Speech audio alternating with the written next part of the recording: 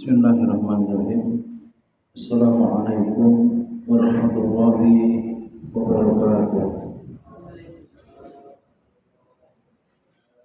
Innal hamdalillah nahmaduhu wa nasta'inuhu wa nastaghfiruh wa na'udzu billahi min shururi anfusina wa min sayyiati a'malina may yahdihillahu fala mudilla lahu wa may yudlilhu fala hadiya lahu.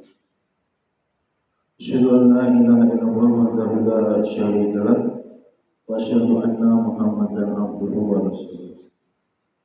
Wallahu ta'ala bada'u billahi minasyaitonir rajim. Ar-rijalu qawwamuna 'ala nisa. Qala Rasulullah sallallahu alaihi wasallam, kullukum ra'in wa kullukum mas'ulun an ra'iyatihi. Membantu puji dan syukur senantiasa kita panjatkan kehadirat Allah Subhanahu wa taala, segala curahan nikmat dan karunia-Nya. Alhamdulillah, pada malam hari ini kita dapat bermajelis ilmu untuk mengkaji adab menjadi laki-laki. Apa judulnya? Adab seorang laki-laki atau menjadi laki-laki pemimpin, pastinya. Tidak ada yang tidak dicontohkan, tidak dituntunkan, tidak diajari dalam agama Islam kita, ya. Tinggal manusianya mau tidak tunduk kepada syariat Allah, mau tidak mengikuti petunjuk dari Rasulullah, sehingga hidupnya tertata, hidupnya berada dalam Shiratal Mustaqim, jalan yang lurus. Oleh karenanya, supaya tidak keliru, harus mengilmui kaitannya tugas kewajiban sebagai seorang laki-laki, sebagai orang yang ditakdirkan menjadi bapak, menjadi abi, menjadi ayah, apalagi abah.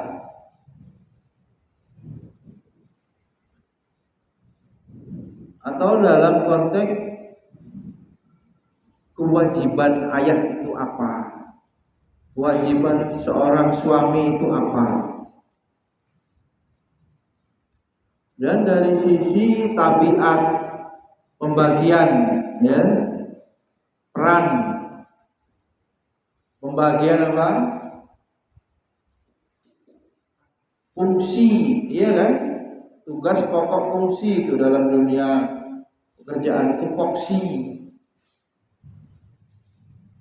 Atau di awal tadi adab, bagaimana adab menjadi lelaki. Kenapa demikian? Banyak yang laki-laki menjadi apa? Perempuan. Dari sisi fisik pun transgender, dari sisi sifat, iya kan, juga kewanita-wanitaan, dari sisi perbuatannya bahkan, ya, cara ngomongnya, ya kan, bahkan dari sisi tanggung jawabnya berbalik.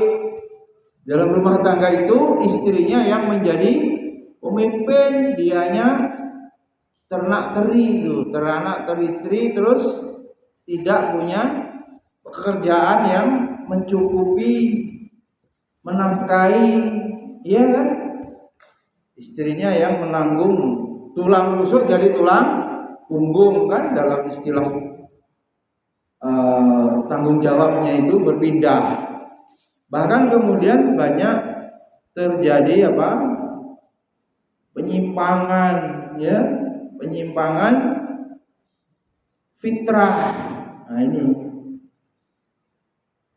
sehingga banyak LGBT, lesbian, gay, biseksual, transgender. Nah, ini banyak bencong. Tuh. Bencong itu bukan lucu, itu jijiki gitu ya. Nanti jadi kaum Lut, kan begitu lama-lama, kaum Sodom. Jangan kalau ada bencong senengan di apa? Dia lucu katanya gitu. Enggak, waria enggak boleh ya. Nanti keterusan ya, kita seperti meridoi waria-waria itu enggak boleh. Ya.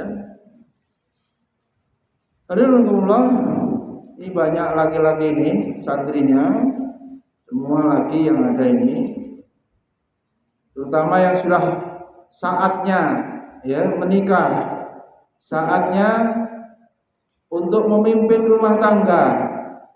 Mumpung saya masih hidup nih, ya, ini ada anak saya yang berapa ini? 2 laki-laki. Islam kemudian menuntunkan bagaimana menjadi seorang laki-laki yang benar gitu ya. Jantan boleh, tanggung jawab boleh. Gitu. Salawat dan salam kita sanjungkan kepada junjungan kita Nabi Muhammad sallallahu alaihi wasallam. Al-Bait, sahabat tabi'in, tabi'ut tabi'in dan kita semua umatnya yang istiqomah mengikuti langkah beliau ila yaumil qiyamah. Yang pertama, catat Pak Santri, agama kita melarang laki-laki menyerupai wanita. Coba tegas ini, dilaknat oleh Rasul. Mana Rasulullah sallallahu alaihi wasallam mutasabbihina minar rijal bin nisa wal mutasabbihati minan nisa bir rijal. Hadis riwayat Bukhari, sahih tentunya ya, dalam kitab Sahih Bukhari. Rasulullah sallallahu alaihi wasallam melaknat, lana Rasulullah. Mau kemana hidup ini? Kita sangat butuh syafaat Rasul. Ya. Maka ini hati-hati betul, jangan sampai apa yang dilaknat Rasul ini ada pada diri kita, naudzubillah, atau keluarga kita. Apa itu? Siapa itu yang dilaknat? Laki-laki yang menyerupai wanita. Mana yang pakai gelang? Gelang itu perhiasan untuk laki-laki apa perempuan? Perempuan. Pada pakai gelang. Coba contoh itu. Hal-hal kekhususan wanita, fitrahnya wanita, tabiat wanita, tidak boleh laki-laki pakai.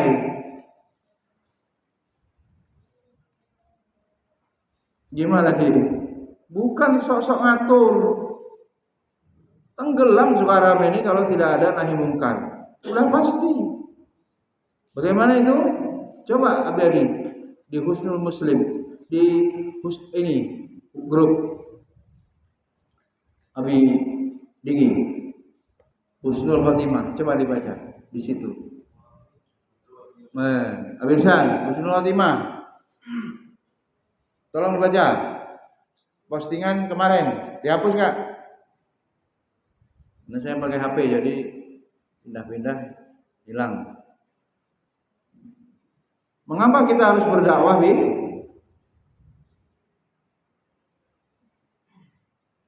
Kita ini nggak mau ikut campur urusan orang. Dalam hal bermuamalah di masyarakat itu ada kewajiban. Sebab kalau diam, orang yang berdiam diri tidak mau menyampaikan kebenaran, Maka seperti apa? Setan bisu, syaitan akhros,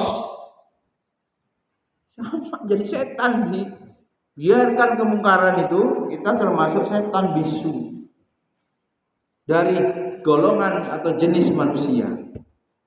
Nanti dicek lagi di postingan ini. Ini dikatakan siapa? Oleh Imam An-Nawawi dalam kitab Syarah Sahih Muslim. Dan orang yang menyampaikan kebatilan, ia adalah setan yang ngomong, penyeru-penyeru. Ya, kebatilan itu, penyeru-penyeru kemaksiatan, kemungkaran itu setan yang ngomong, berbicara. Enggak ada pilihan lain. Berarti apa?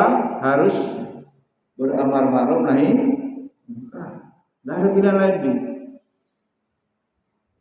Beberapa waktu yang lalu pernah dibahas itu. Kalau tidak melaksanakan amar ma'ruf nahi munkar apa? Allah akan menurunkan azab. Ini statusnya orang yang diam ini seperti setan bisu. Mau? Boleh, ya. Apalagi dia punya kekuasaan mengatur, seorang ayah mengatur anaknya, seorang ketua yayasan ngatur pegawainya, ketua marbot, takmir mengatur marbotnya, RT ngatur warganya, semua sesuai dengan apa? Tanggung jawabnya sebagai apa?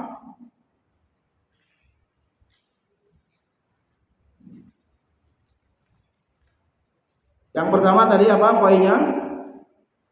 Laki-laki tidak boleh menyerupai wanita.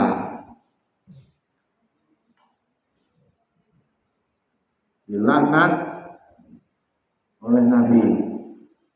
Ya kebalikannya wanita nggak boleh menyerupai laki-laki. Tomboy, gimana ini? Maco. Kerjaan laki-laki dikerjakan dia, ngomongnya kasar gitu apa? Nggak pantas, ya lembut-lembutnya nggak ada gitu. Terus pengen bekerja sama dengan laki-laki, gitu. Mengambil peran laki-laki. Silakan dibaca itu, ditonton. Yang bekerja di pasar, yang berjualan, kebanyakan di Saudi, dagang laki-laki. Bukan perempuan untuk menarik pelanggan, iya kan? Awalnya nggak mau beli, dirayu-rayu SPG ya, sales itu. Akhirnya beli, dieksploitasi itu wanita untuk menjual dagangan, ya, supaya menarik iklan. Dihina wanita itu cuma untuk umpan, cuma untuk apa? Penglaris supaya orang mau beli oleh bos-bos yang punya perusahaan. Ya, termasuk kalau ke toko-toko Cina itu lihat tuh, Alfamart, Indomaret, dicari perempuan yang menarik kan, yang jelek mungkin nggak diterima waktu tes apa seleksi. Ya. Dan ternyata para ulama mengingatkan rusaknya umat ini kalau wanita sudah keluar rumah. Dalam artian apa? Ya tabarruj, ya mengambil peran laki-laki. Laki-laki ya suami, tanggung jawabnya mencari nafkah, pekerjaannya diambil oleh perempuan. Jadi Wonder Woman. Siapa yang ngurus anaknya? Siapa yang ngurus suaminya? Ya suaminya butuh perhatian, nyari perhatian pembantu mungkin, nyari perhatian apa? Purel ya nih, LC itu, biar ditahu itu orang Jawa itu mangku purel gitu kan, diskotik atau karaoke ngerum, karena istrinya nggak memperhatikan, ya sibuk. Hadirin Allah, akhir zaman fitnah sudah diingatkan, tidak ada fitnah terberat bagi laki-laki selain wanita. Kuat dia tidak korupsi, dikirim perempuan penggoda, rontok keimanannya. Ya, dia nggak mau makan haram, kerja bersih dari riba, tapi dia apa? Punya will, selingkuh, kan gitu. Berat. Bahkan sahabat Nabi kalau berjalan berbarengan, wanitanya di mana? Belakang, jangan apa? Depan. Itu ada kisahnya di Sahih Bukhari itu, waktu itu kita bahas. Ya. Tergoda dalam kitab Ibnu Jauzi Talbis Iblis itu. Bagaimana seorang rohib tergoda dengan wanita sampai dihamili, sampai dibunuhnya pula itu. Di kuilnya itu. Atau sinagog. Alhamdulillah, akhir zaman fitnah sangat banyak. Ya. Orang itu pagi bisa beriman, sore bisa kafir, itu hadisnya itu. Menjual agamanya untuk dunia. Ada hadis lain ya, lebih rinci. Rasul melaknat Nabi sallallahu alaihi wasallam al-mukhannisina minar rijal wal mutaraj jilati minan nisa. Wa qala akhrijuhum min buyutikum. Hadis Bukhari juga. Rasul Nabi melaknat laki-laki yang banci. Jadi terjemahkannya kebanci-bancian. Hai gitu kan. Godain kita dong. Jejak aja kalau laki-laki begitu. Pancal itu. Laki-laki ditelepon kayak begitu. Apa ngomongnya kayak gitu. Dan para wanita yang kelaki-lakian, wanita yo suaranya harus lirih baiknya, banyak sifat malunya, itu kekhususan wanita. Ya jangan suara, jangan kerjaannya itu bagian tabiat laki-laki, ngangkat-ngangkat kulit panggul atau becak gitu kan, ada itu, nyopir gitu kan, banyak itu bis malam Jawa itu.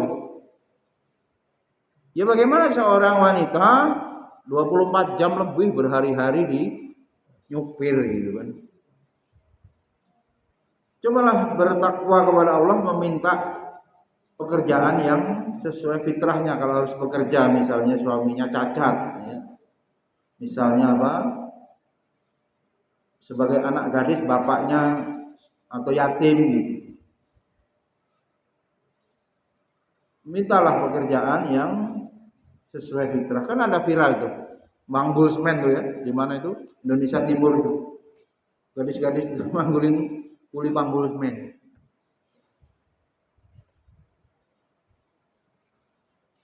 Hadirin, kata Nabi, keluarkan mereka dari rumah-rumah kalian. Diusir. Suruh minggat tuh kalau ada banci di rumah tuh. Di rumah Lutfi, anggota keluarganya kok ada yang banci, suruh musir bi. Ya. Iya kan? Waktu itu ada yang lembek gitu ya. Santri kita itu habis suruh apa? Berantem aja sekalian gitu ya. Jangan lembek gitu ya. Lemes maknanya ya kelemak-kelemek, orang Jawa bilang tuh enggak pantas laki-laki kok begitu. Kemudian juga Rasulullah bersabda, salah satu la yadkhulul jannah, ada 3 orang yang enggak masuk surga. Siapa itu? Yang pertama, orang yang durhaka kepada orang tua, al-aqli walidayhi, wadayus warohi rojilatun nisa. 3 nih, 1 durhaka, 2 dayut. Dayut ini laki-laki, ya suami, karena ini kaitannya rumah tangga. Dia tidak cemburu membiarkan istrinya dibonceng orang lain. Gimana kalau dibonceng ojol? Ada ojesa itu, pernah itu. Uminya ke Pondok Ulul Albab tuh ngajar di sana. Ada ojesa, ojek syariah perempuan ada. Carilah di ini aplikasi ini. Ya kalau bisa ada yang perempuan milih perempuan. Daruratannya ini seperti apa? Kalau dalihnya, dalih apa dalil? Dalih darurat. Kedaruratannya, kecelakaan, adanya Abi Irsan, ternyata Umi Mutia harus digotong dibawa ke rumah sakit mana terdekat, Urip, dan tentu dilihat oleh orang banyak, tidak ada fitnah umpamanya, harus digonceng. Kalau nggak ada mobil, motor. Ya Allah Maha tahu ya keadaan hamba itu bagaimana niatannya, kondisi daruratnya. Ya darurat kuliah di DF, goncengan gimana? Habis mah nggak darurat, darurat apa? Gitu. Jangan Nabi Diki ini sekarang selanjutnya ganti yang digonceng siapa? Abi Irsan sama juga, lucu Abi Irsan. Ada yang namanya Rizal Tamalah, yang namanya ini banyak lah. Pas tinggal di masjid sini, sudah dia melipir itu apa ya? Menghindar kalau dari jalan ini. Kapan goncengin ceweknya? Bukan cewek teman sekelas. Karena mungkin kelompok KKN apa PPL ketemu, bingung dia. Orangnya masih ada yang nomornya. Dulu tinggal marbot. Siapa lagi jadi? Ada juga. Ini juga ada juga. Siapa itu? Gilang. Gitu. Sama kan? Ketemu. Traktir mie ayam ketemu. Yang ini Nabi Irsa lagi ketemu juga nanti. Pas KKN, pas PPL, sekelompok. Bonceng-boncengan. Ketemu nanti. Kalau enggak ada yang ngirim fotonya.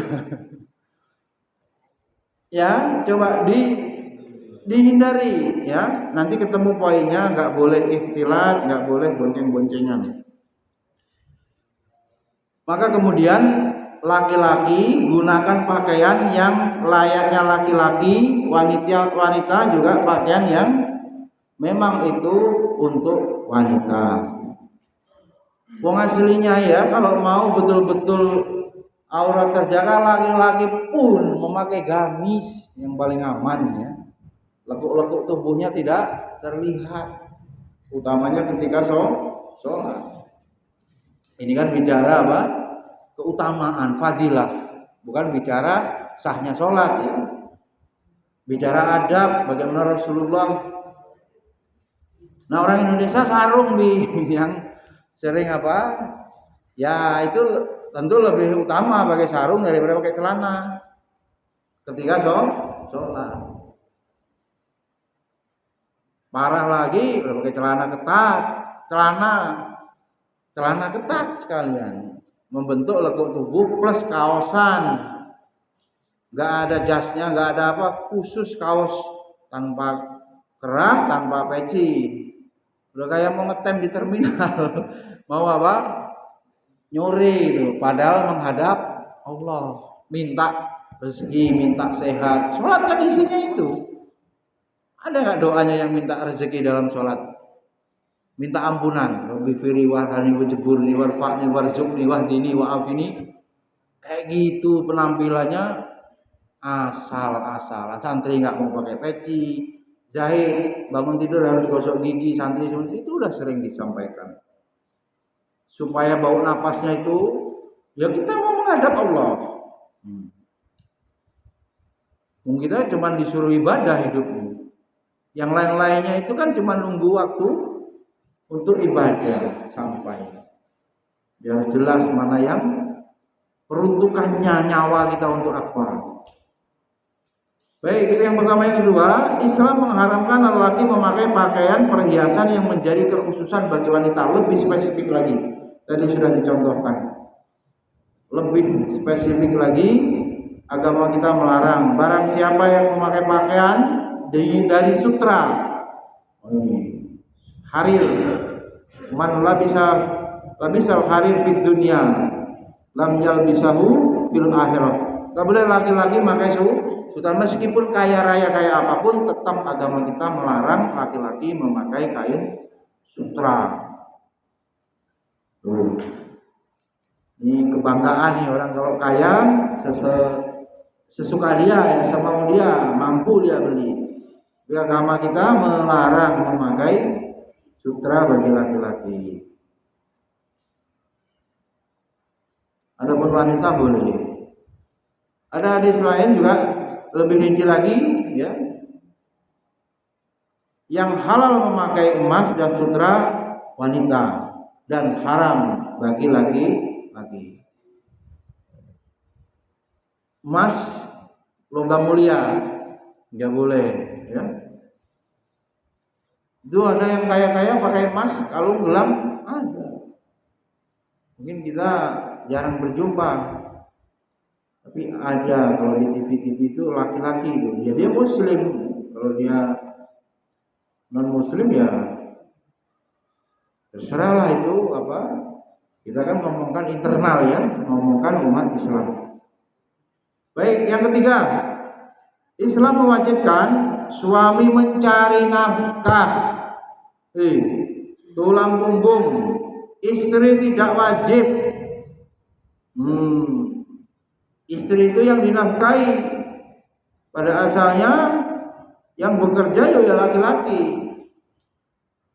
Tunjuk hidung, tunjuk istri. Wah, istriku di rumah. Kalau mau beraktivitas aktualisasi diri karena punya angan-angan, punya kreativitas, bagaimana bisa tersalurkan tapi tetap di rumah. Paham? Ya boleh, karena jenuh, mungkin anaknya nggak banyak.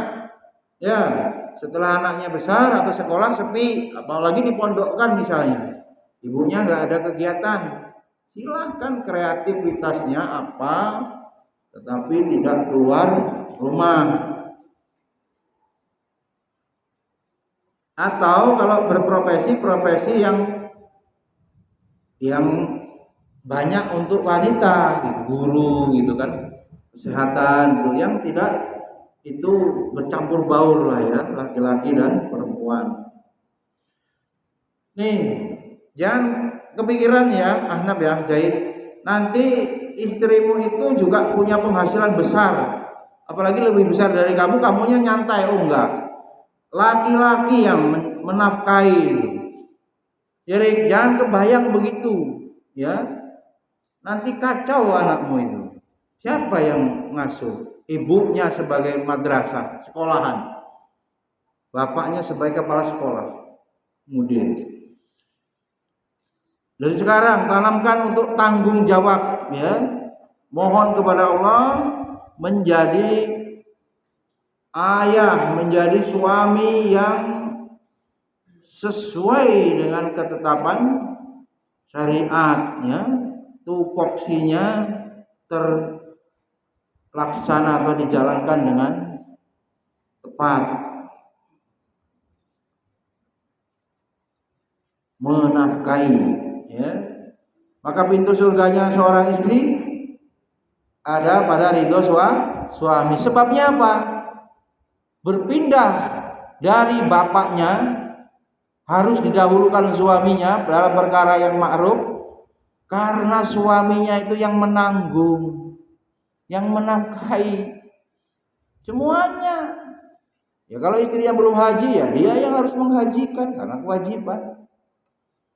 Ya, dan kebutuhan-kebutuhan yang lain, bukan hanya sekedar makan, minum, pakaian, yang lainnya juga. Bisa jadi istrinya butuh uang berhias ya, sebagai tabiat wanita, nyalon ya, babi skincare ya, apalah yang untuk wanita secara adat tabiatnya memang begitu ya, dibayarlah itu. Kuat boyokmu di ngeragati ya, istrimu pengen glowing gitu ya, di balik istri yang glowing ada suami yang gulung kuming gitu. Jadi, jadi ini harus siap menafkahi. Barang siapa yang memakai pakaian dari sutra tadi sudah, sekarang cukuplah seorang itu berdosa bila ia menyia-nyiakan orang yang menjadi tanggungannya. Kafa bil mar'i isman, cukup seseorang itu berdosa kalau dia apa? Tidak amanah, khianat, ya, tidak melaksanakan amanah sebagai suami dalam hal ini, menyia-nyiakan tanggung jawabnya. Tuh, berat. Hak istri, kewajiban suami. Siapa yang nyuruh suami bertanggung jawab? Allah. Ya, siapa yang nyuruh istri taat kepada suami? Ya Allah, syariat, agama ini. Nah, itulah kemudian manusia bisa benar, nggak ada yang menang-menangan. Apa ego, menangin ego suami. Pakai apa? Kekuasaannya, menangin ego istri. Ya karena saya bisa cari uang sendiri, nggak butuh suami. Nah, rusak. Ya, hubungan itu muamalahnya sudah diatur syariat.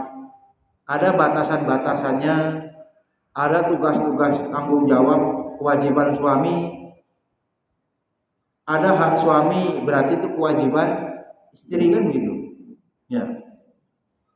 Ada Rasulullah di sini membolehkan, menganjurkan menimbang faktor kemampuan memberi nafkah dalam memilih suami. Ada kisah lamaran Fatimah binti Qais radhiyallahu anha. Dari Fatimah binti Qais radhiyallahu anha, ia berkata, aku mendatangi Nabi sallallahu alaihi wasallam, lalu aku berkata, sesungguhnya Abul Jaham dan Muawiyah telah melamarku. Ada orang dua nih melamar nih. Ya, melamar siapa tadi? Fatimah. Lalu Rasulullah sallallahu alaihi wasallam berkata, adapun Muawiyah adalah orang fakir, katanya. Ia tidak mempunyai harta. Adapun Abul Jaham, ia tidak pernah meletakkan tongkat dari pundaknya. Berarti apa ini? Kerja terus. Dalam hadis ini Rasulullah SAW tidak merekomendasikan Muawiyah karena miskin. Tuh. Maka ini menunjukkan bahwa masalah kemampuan memberi nafkah perlu diperhatikan, bukan matre. Ya, boleh itu.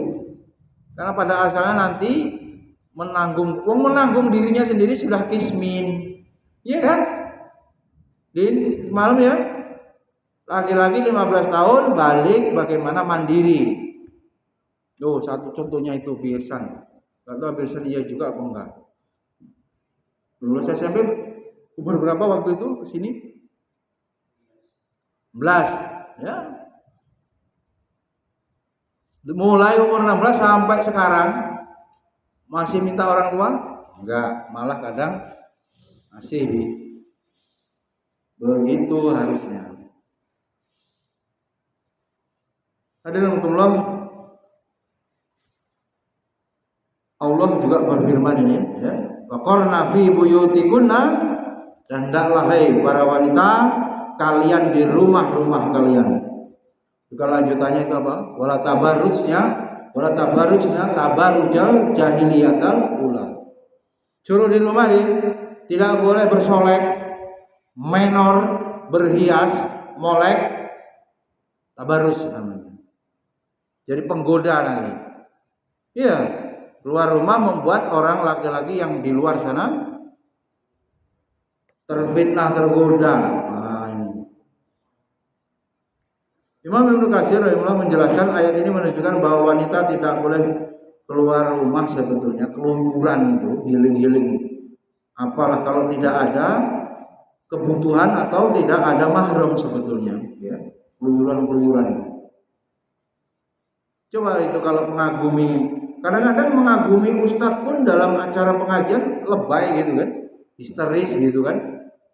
Ustadz ini apa begitu kan, nggak punya malu. Meskipun itu ustadz, apalagi dia hadir dalam konser di acara-acara musik, lebih lagi dia histeris.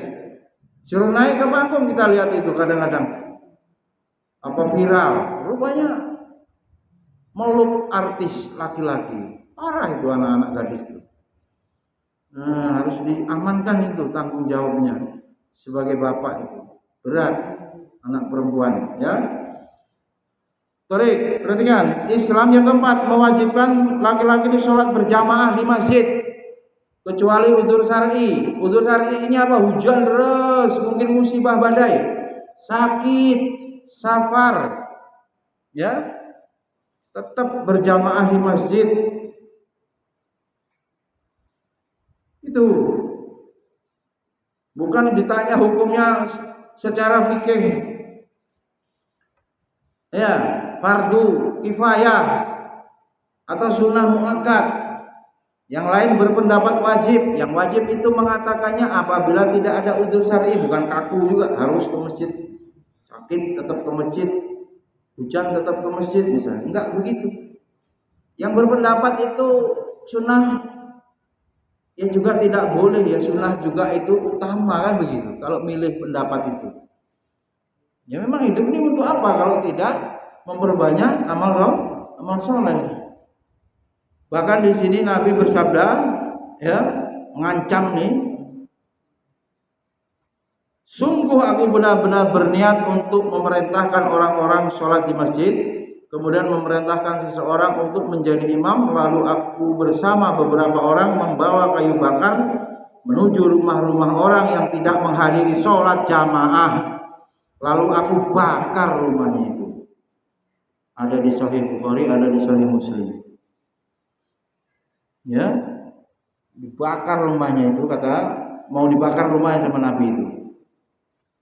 Andaikan di rumah-rumah itu, kata Nabi lanjutannya, tidak ada wanita dan anak-anak, beliau akan membakar rumah itu. Hadis yang lain, andaikan di rumah tidak ada wanita, tidak ada laki-laki, sungguh aku akan dirikan sholat isya, kemudian aku perintahkan para pemuda untuk membakar rumah mereka yang tidak ikut sholat berjamaah. Ya, apalagi subuh, ya, subuh itu ciri munafik yang paling menonjol, tidak sholat subuh berjamaah. Ada keterangan hadisnya begitu. Maka tidak mungkin sikap beliau demikian tegas dan kerasnya andaikan sholat berjamaah di masjid hanya sekedar sunnah. Ini yang berpendapat wajib nih, ya, sunnah-sunnah biasa, ya, sampai seperti itu. Bahkan apabila ada nas Quran atau hadis yang mengancam, apabila itu ditinggalkan, itu bisa apa? Bernilai hukumnya dosa besar. Kriteria dosa besar apa? Apabila terdapat ancaman perbuatan itu kalau ditinggal, kalau dikerjakan itu ada hadnya, ada ancamannya, itu menjadi dosa besar. Itu definisi dosa besar begitu. Bila ada ancaman dari Nabi.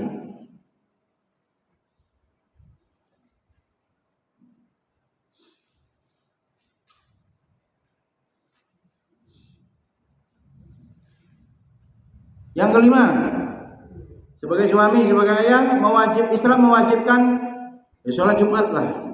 Ya, ini parah, kadang-kadang Jumatan pun enggak, gitu. Ya, ijma ulama, ya, yang wajib sholat Jumat laki-laki, pengganti daripada sholat duhur. Ini sudah paham lah. 6. Islam mensyariatkan ketika mengingatkan imam dalam sholat lelaki dengan suara wanita dengan tepukan segitunya itu. Gimana? Imamnya salah baca, laki-laki bisa dengan suara, perempuan dengan bertepuk. Coba. Suara wanita itu bukan aurat sih, yang sahih, cuman menimbulkan apa? Fitnah, nanti bisa jadi goda apa? Mendayu-dayu, merayu, membuat imamnya bisa apa? Konsentrasinya buyar. Suara wanita nggak aurat, ya artinya ya boleh wanita ngomong, boleh berbicara. Tapi kalau dalam sholat ini diatur cukup tepuk tangan, ditepukkan tangannya. Saking itu ya, saking preventif agama ini apa? Pencegahan lebih diutamakan. Wanita itu lebih diutamakan menutup diri dan haya, malu. Al haya'u khairu kulluhu. Ya, yang namanya malu itu semuanya baik, ya.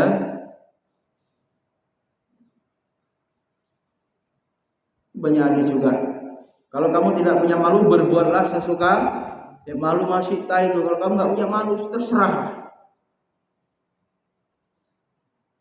Al haya'u syu'batu minal iman juga. Malu bagian daripada cabang dari iman.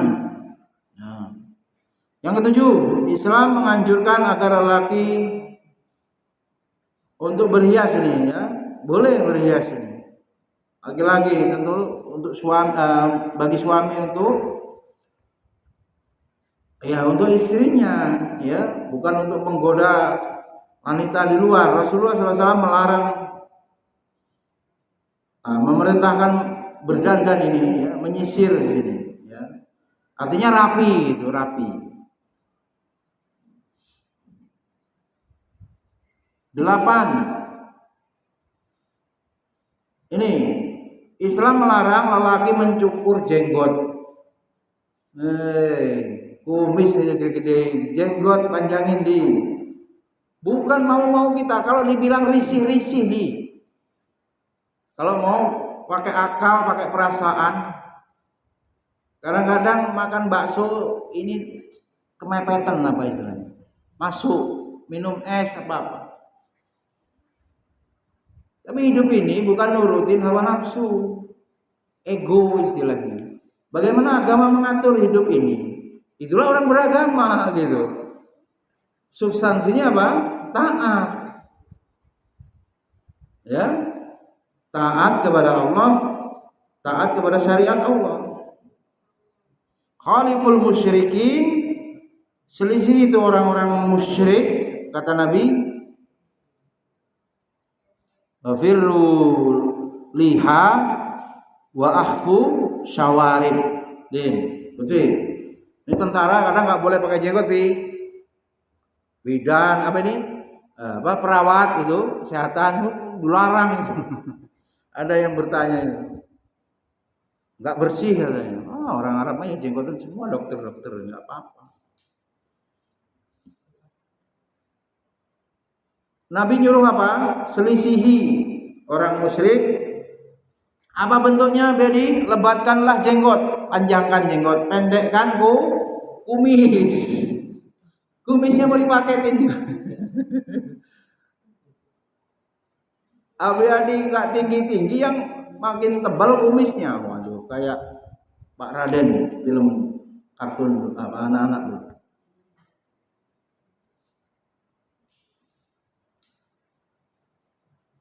Pendekkanlah kumis dan biarkanlah jenggot, hadis riwayat Bukhari. Oleh karena itu tidak diperbolehkan memangkas jenggot, terlarang sebagai apa?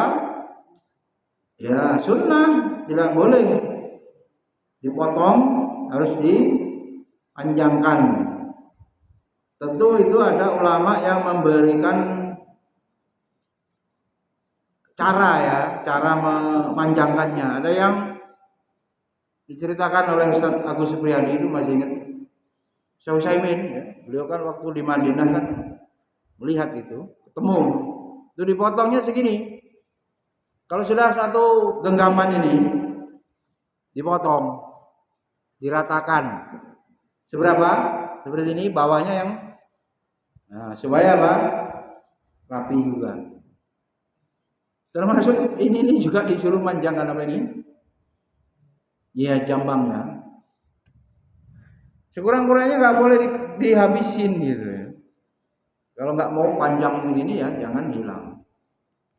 Itu fitrah ya, fitrah termasuk kalau ada ya, kalau nggak ada nggak usah dipaksakan beli penumbuh jenggot, nggak usah. Allah telah menetapkan tidak punya jenggot ya terima, karena larangan merubah ciptaan, ngerok alis, rebonding, yang keriting jadi lurus, itu dilarang. Yang memang itu ciptaan Allah ya terima, kecuali kalau membawa mudarat gigi dipangur ya, giginya ke depan gingsul banyak sampai tumpuk, itu secara medis boleh kalau bisa diambil, artinya ada masalah. Ya lihat niatnya bagaimana. Pakai kawat behel kalau untuk berobat boleh, merapikan. Tapi untuk gaya-gaya, ya niatnya tahu Allah ini apa, ini tujuannya. Yang ke-9, Islam mensyariatkan ya laki-laki ini untuk beribadah haji. Ya tadi yang disampaikan, menanggung juga istri.